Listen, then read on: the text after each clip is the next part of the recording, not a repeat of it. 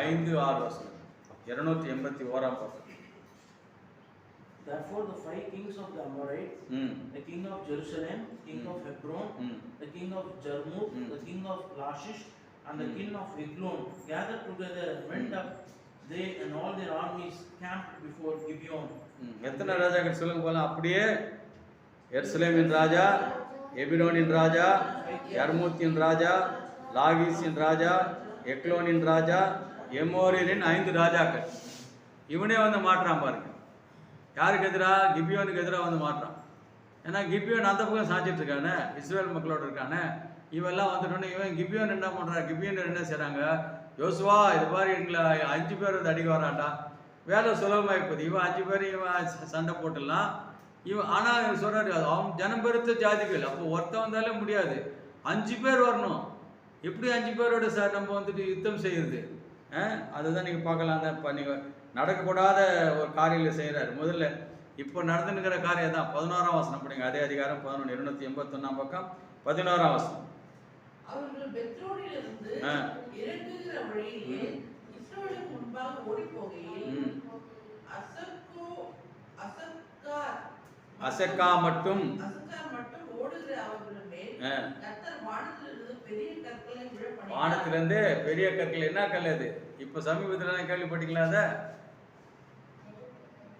சமீபத்தில் கேள்விப்பட்டீங்களா? ஹெயில் ஸ்டாம். துபாயிலெல்லாம் துபாயிலுக்கு இவங்கெல்லாம் வந்துட்டு அப்படிப்பட்ட கல் விழுந்ததே இல்லையா. ஒவ்வொரு கல்லுக்கும் இடம் சொல்கிறான். அவ்வளோ பெரிய கல் வந்து விழுந்த ஒரு கார் என்ன இடம் இன்னைக்கு நடக்குது.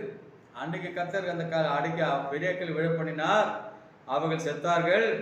இஸ்ரவேல் புத்திரர் பட்டயத்தால் கொண்டவர்களை பார்க்கலும் கல்மழையினால் செத்தவர்கள் எவ்வளோ நாள் முன்னாடி எழுதிட்டு சத்தியம் இன்னைக்கு நடக்குதா இல்லையா? எவ்வளோ நேரம் ஆகும் கர்த்தரால் பண்ணுறதுக்கு? அது மாத்திரம். அதுக்கப்புறம் சொல்கிறாரு, கர்த்தர் எமோரியரை இஸ்ரவேல் முன்பாக ஒப்பு கொடுக்கிற நாளிலே யோசுவா கர்த்தரை நோக்கி பேசி, பின்பு இஸ்ரவேலின் கண்கள் முன்பாக சூரியனே நீ கிபியோன் மேலும், சந்திரனே நீ ஆயிலோன் பள்ளத்தாக்கின் மேலும் தரித்து நில்லுங்கள் என்றான். எது மேலே நிற்க சொல்கிறான்? சூரியனை இவன் எது மேலே நிற்க சொல்கிறான்?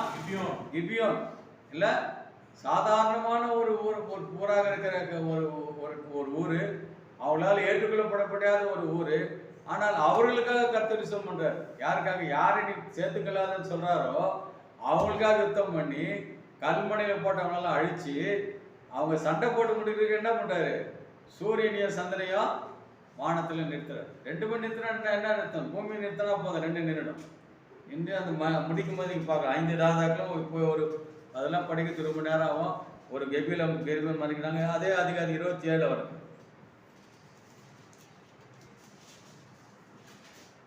282 பக்கம்.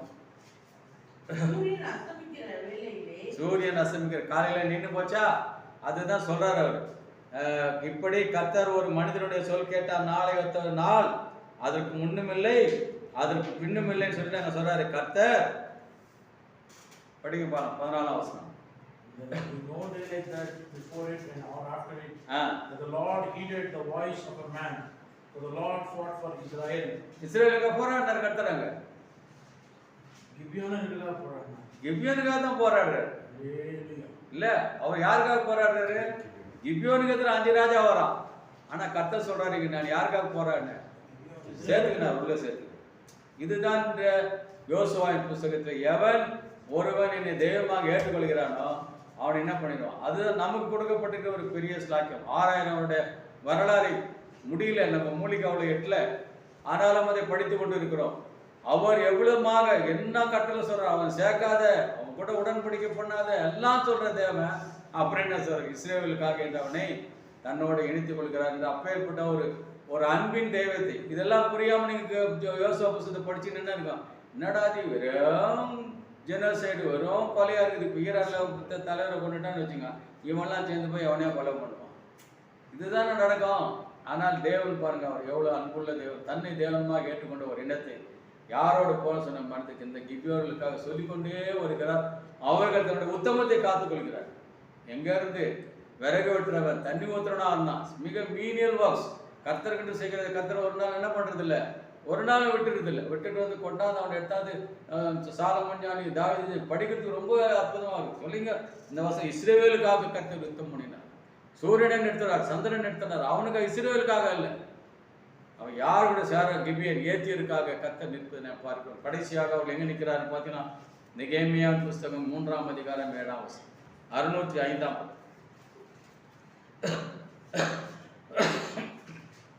605 நெகேமியா 3ஆம் அதிகாரம் 7ஆம் வசனம். next to 605 இல்ல 605ஆம் பக்கம் 7. தமிழ் தமிழ் தமிழ் நெகேமியா 3ஆம் அதிகாரம் 7ஆம் வசனம். அவர்கள் அருகே கிபியோன் மிஸ்பா ஊர்களின் மனுஷர் எங்க வந்துட்டான் பாரு இப்போ கிபியோன் இல்ல. தாவீது ராஜா சாலமன் எல்லாம் வந்து நெகேமியா இப்போ மறுபடியும் அலங்கத்தை திரும்பி கட்டுற இடத்துல கிபியோன் இருக்கிறான். கிபியோன் மிஸ்பா அவர்களின் மனுஷனான மெலதியா என்னும் கிபியோன் என்னும் என்ன டீட்டெயில்ஸ் பாருங்க. ஒவ்வொருத்தருடைய பேர், அவன் எந்த இனத்தை சேர்ந்தவன், எந்த ஜாதியை சேர்ந்தவன், எந்த மொழியை சேர்ந்தவன், எந்த ஊரை சேர்ந்தவன், எப்படி முடியும்? நீங்க ஒண்ணுமே அடி யோசனை தான். ஒருவேளை நீங்கள் யோசுவாக இருந்தால் டெய்லி கத்தி எடுத்து வெட்டினே இருக்கு நல்லா. நீ அந்த நேரத்தில் எப்படி எழுதிங்க இல்ல? அவ்வளவு பெரிய ஏமாந்தா இவனை வெட்டிடுவான். உயிருக்கு ஆபத்தான ஒரு நிலைமையில போறவன் அவ்வளோ டீட்டெயில் எழுதி வச்சுட்டு போயிருக்கான்.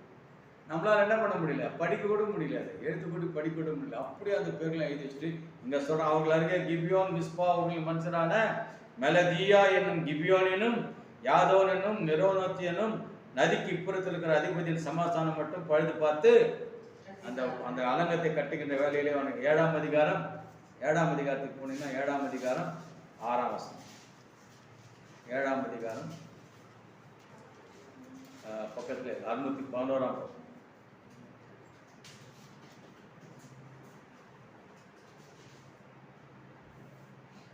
பாபிலோன் ராஜாவாகிய நேபுகாத்நேச்சார் சிறைப்பிடித்து போனவர்களும் சிறையிருப்பிலிருந்து செருபாபேலோடும் யெசுவா, நெகேமியா, அசரியா, ராமியா, நகமானி, மொர்தகாய், பில்சான், மிஸ்பரேத், பிக்வாயி, நெகும், பானா என்பவரோடு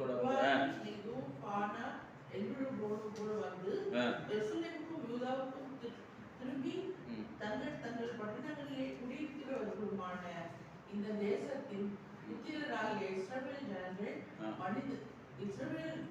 இந்த தேசத்தின் இப்ப பாருங்க, இது நல்லா படிக்கணும், நல்லா படிக்கணும். அந்த இடத்துல இந்த தேசத்தின், அவன் அந்த தேசத்தானா? அவன் கிபியோனியர் அந்த தேசத்தானா? அவன் வெட்டி கொலை செய்யப்பட்டிருக்கப்பட வேண்டியவன் இல்லையா? அவன் அந்நியன், அவன் இஸ்ரவேலன் கிடையாது. ஆனால் நீங்க சொல்றாரு இந்த தேசத்தின் புத்திரராகிய இஸ்ரவேல் ஜனங்களான மனிதரின் தொகையாவது. அவன் சேர்ந்துட்டான், கூட சேர்ந்துட்டு எங்க இருக்கிறான் பாருங்க. அவன் 25ஆம் வசனம் 25ஆம் வசனம். கிபியோனின் புத்திரர் 95 பேர். அதனால கிறிஸ்துவுக்குள் பிரியமானவர்கள், இந்த மாலை நேரத்தில் நம்முடைய தேவன் எவ்வளவு அன்பானவர், எவ்வளவு இரக்கமானவர் என்பதை நாம் கற்றுக்கொண்டோம். அது மாத்திரமல்லாமல் இந்த வேதம் எத்தனை விரிவானது, எத்தனை விளக்கமானது பாருங்க. சொல்றான் அவன் இந்த தேசத்தின் புத்திரர்ட்டான். அவன் வந்து உடன்படிக்கை பண்ணவன் தான், அன்னைக்கே வெட்டி போயிட்டு இருப்பான். கர்த்தர் சொன்ன மாதிரி அதெல்லாம் நல்லா வெட்டி போட்டிருக்கலாம். ஆனால் அவன் தேவன் மேல் வைத்த விசுவாசத்துல அவனை அந்த ஜனத்தோடு கூட சேர்த்து கொண்டு சொல்லினே தான் வரான். ஆனால் அவன் என்ன சொல்றான்? இஸ்ரவேலருக்காக தேவன் அனுப்புறான் இவனுக்கு.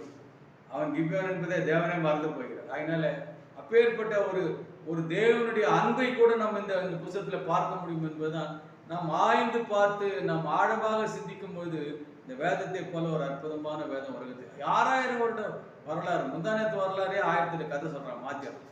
ஆனால் இவர் எழுதப்பட்ட பெயர்கள் 95 பேர். அந்த அலங்கத்தை கட்டுல போய் அந்த நம்ம லிஸ்ட்ல நின்றான். அவன் பேரை இந்த தேசத்தான் இஸ்ரவேலன்னு மாத்திட்டான். அதனால அப்ப நமக்கு இதுல இருக்கிற கிடைக்கிறது அந்த தேவாதி தேவனை எல்லாம் ஒண்ணு சொல்றான். நீ தான் தேவன் எனக்கு தெரியும். அந்த தேவனை நீ தேவனாக ஏற்றுக்கொண்டா அவர் என்ன சொல்றாரு? Everything is clear. நீ இனிமேல் கிபியோனும் கிடையாது, ஏவியனும் கிடையாது. என்ன போறேன்? யூ ஆர் இஸ்ரேல் அன்று அந்த மகா பெரிய சத்தியத்தை கூறுகிற ஒரு புஸ்தகமாக இந்த எரேமியன் புஸ்தகம், யோசுவாவின் புஸ்தகம் நமக்கு இருக்கிறது. ஆரம்பிக்கும் போது கூட நான் 2 வாரம் 2 மாசம் 15 நாட்கள் முன்பதாக இருக்கும்போது இன்னும் இந்த கர்த்தர் ஜெனோசைட் உலகத்தை சொல்றான். உலகத்திலே நடந்த அதிகமான மிகப்பெரிய ஜெனோசைட் எதுதான்? யோசுவாவில் நடந்தது தான். எரிகோவில் நடந்தது தான். அது கர்த்தர் செஞ்சது தான் பெரிய ஜெனோசைடு. ஒரு ஊரையே அழிச்சிட்டு கொண்டு போய் மக்களை அங்கே ஏற்றுறோன்னா என்னடா செஞ்சார் ராஜா? என்னடா அந்த தேசத்தை தானே இஸ்ரேல் கொடுக்குறாரு, கானானை கொண்டு வந்து கொடுக்குறாரு. அது என்ன கடவுள் அது? அந்த ஊரில் இருக்கிறவங்களாம் அழிச்சிட்டு கொண்டு போயிருந்தது. ஆனால் அது போக போக போக அவர் யாராக இருந்தாலும் அவரை தெய்வமாக ஏற்றுக்கொண்ட எல்லாரையும் அவர் தன்னோடு கூட இந்த உலகம் முழுவதும், கடைசி உலகத்தின் எல்லா தேசங்களிலும் இருக்க இந்த உலகம் முழுவதும் கிறிஸ்துவை ஏற்றுக்கொண்டவர்கள் வரவேற்கிறார். இந்த கடைக்கோடியில் இந்த நாட்களில் இன்னும் இந்த ஸ்லாக்கியம் எவ்வளோ நாளைக்கு நமக்கு இருக்குன்னு தெரியாது இல்லை. சொல்கிறான் கிறிஸ்தவன் என்ன பண்ணக்கூடாது சொல்கிறான். இன்னைக்கு நேற்று கேட்குறான், இவன் முஸ்லீம் வந்து ரோட்டில் என்ன பண்ணக்கூடாது, தொழுகப்படும். ஏன் தொழுகப்பட கொழுத்து போய் பண்ணுறான்? ஏன் பண்ணுறான்? அவன் இடம் இல்லைன்னு பண்ணுறான்.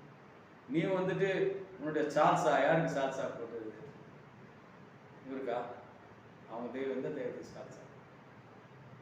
அவங்க தெய்வத்துக்கு ஏதோ ஒரு தெய்வத்துக்கு சால்சா பண்ணணும்னு சொல்றான். அதான் சொல்றாரு, நீ ரோட்டை நீ அனுமானுங்க சால்சா. நீ வந்து உன் தெய்வத்துக்கு நீ ரோட்டில் உட்காந்து வணங்கினா நான் என்ன பண்ணுவேன்? என் தெய்வத்துக்கு அனுமானுக்கு சால்சா நான் ரோட்டில் உட்காந்து பண்ணுவேன். இடம் இல்லைன்னா பண்ணுடா, இப்படி யாரும் வேணான்னு சொல்லியே. ஆக இப்பேற்பட்ட ஒரு சாதாரணமா ரோட்ல பாவம் நம்ம என்னடா பாவம் அவங்களெல்லாம் பார்த்தா ரோட்ல பக்கத்து குப்பை திட்டு. அதுனா என்ன பெரிய லண்டன் மாதிரி அமெரிக்கா மாதிரி வச்சிருக்க. நீங்க இதெல்லாம் நீங்க சைனா பஜெல்லாம் போய் பார்த்தீங்கன்னா குப்பை தொட்டி இருக்கும். அதுக்கு பக்கத்தில் உட்காந்து பிரார்த்தனை பண்ணுறோம். ட்ரெயினில் போய் கபூஸ் பக்கத்தில் உட்காந்து பிரார்த்தனை பண்ணுறோம். அது அவனுக்கு பிடிக்காம சொல்கிறேன். நான் வந்துட்டு ஆஞ்சநேயருக்கு நான் சால்சா ரோட்டில் உட்காந்து பண்ணுவேன். அப்படிப்பட்ட ஒரு காலம் வரப்போகிறது. ஆனால் தேவன் நம்மோட கூட சொல்லி you don't worry about it. சூரியனை நிறுத்தின தெய்வம் இல்லையா? அது சந்திரனை உனக்காக இஸ்ரவேலுக்காக போராடுன்றார். இவனுக்காக என்ன போராடுன்னு சொல்ல. ஆகையினால நாம் ஏதோ இந்த பூமியிலே இந்த விக்கிரங்களால் நிறைந்த ஒரு பூமியிலே இந்தியர் நம்ம பேர் இந்தியரில் தமிழர்கள். ஆனால் கர்த்தரை நீ ஏற்றுக்கொண்டார். நீ யார்? நீ இஸ்ரவேல். ஆகையினால அந்த மகிழ்ச்சியோடு கூட நாம் இந்த புஸ்தகத்தை ஆரம்பினாலே இப்போ உங்களுக்கு இதில் 10ல் ஒரு பங்கு தான் சொல்ல முடியுது. நேரம் இல்லை, நமக்கு நேரம் எல்லாம் ஓடி போகிறது.